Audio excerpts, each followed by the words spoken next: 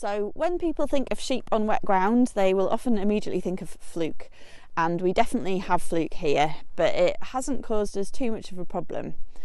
We do treat these in the gimmers in the autumn for fluke, which I'd really like to stop doing. So this year we use sullen tell, but we'll be doing a fecal egg count in the spring to see if we can stop doing this.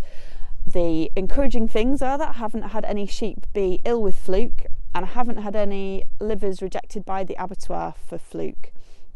This is particularly good because the hogs that I send for slaughter haven't had any treatment for fluke. So the strategy that I use to reduce the impact of fluke depends on 3 weak points in the life cycle that I've identified.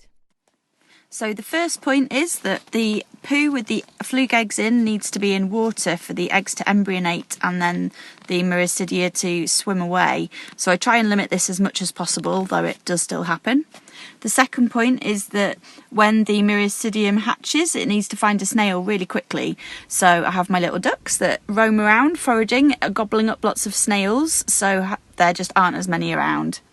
Then the third point is that when the Caesarea emerges from the snail, it insists on the leaves and it needs to be ingested by sheep.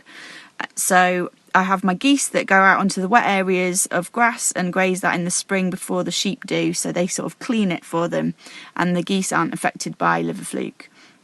The other thing in the spring and summer is that the sheep are mainly grazing quite tall grass, and I don't know how high up the Caesarea will climb before they insist, so that may be helping too.